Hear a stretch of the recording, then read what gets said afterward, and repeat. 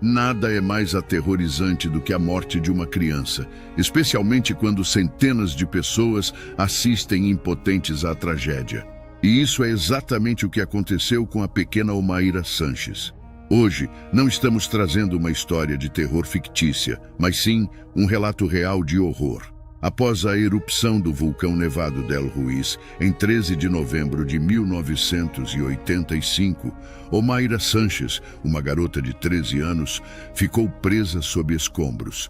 3 dias depois, o fotógrafo francês Franck Fournier capturou os seus últimos momentos. Mas antes de adentrar nessa terrível história, não esqueça de se inscrever, deixar seu like, seu comentário e ativar as notificações. Bora para o vídeo. A terrível morte da pequena Omaira Sanches. Em novembro de 1985, a pacata cidade de Armero, na Colômbia, foi arrasada por um gigantesco deslizamento de terra provocado pela erupção de um vulcão próximo. Omaira Sanches, com seus 13 anos, ficou submersa até o pescoço em uma massa de detritos e água em uma luta desesperada pela sobrevivência.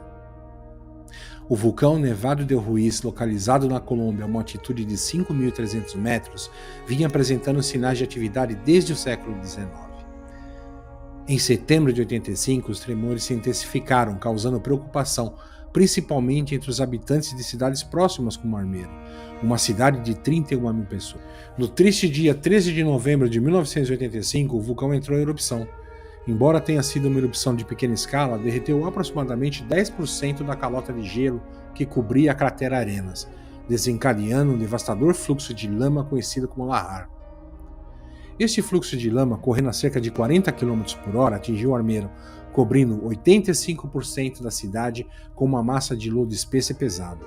Ruas, casas, carros e pontes foram destruídas, tragadas por correntes de lama que chegavam a 1 quilômetro de largura. A tragédia prendeu os moradores que tentavam escapar, muitos deles incapazes de resistir à força da lama que invadia a cidade. O fotojornalista francês Franck Fournier chegou a Bogotá 2 dias após a erupção. Após uma jornada de 5 horas de carro e uma caminhada de 2 horas e meia, ele finalmente chegou a Armero, com a intenção de registrar os esforços de resgate local. No momento, ao chegar lá, Fournier se deparou com uma situação muito pior do que havia imaginado. Em vez de uma operação de resgate organizada e eficaz, ele encontrou o caos e o desespero. Voluntários da Cruz Vermelha e moradores locais lutavam para resgatar Omaira, mas algo sobre a água ao seu redor havia prendido suas pernas, tornando impossível sua remoção. Enquanto isso, a água continuava a subir ao redor de Omaira devido às chuvas incessantes. No momento que Fournier chegou lá, Omaira estava exposta aos elementos por muito tempo e alternava entre consciência e inconsciência.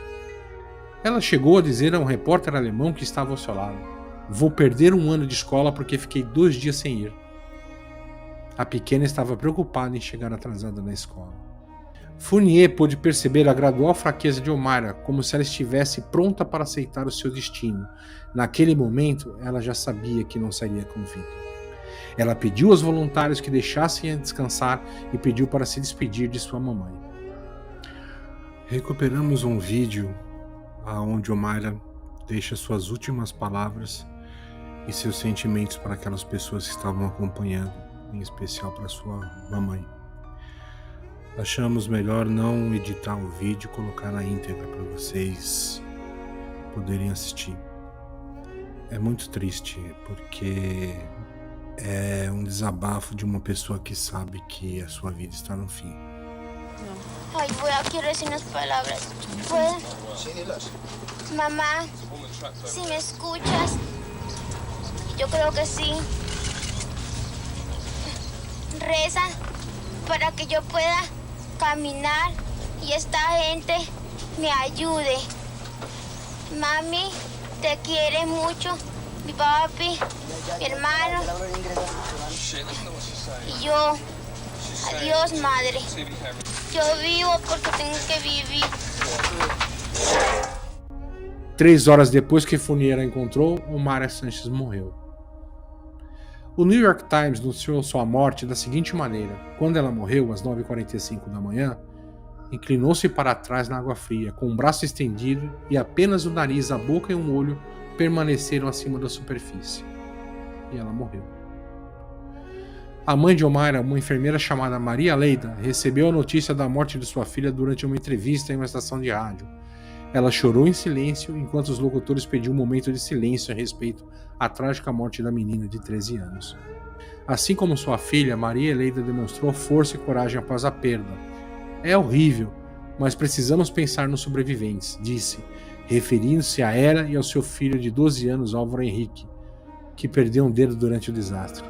Eles foram os únicos sobreviventes da família.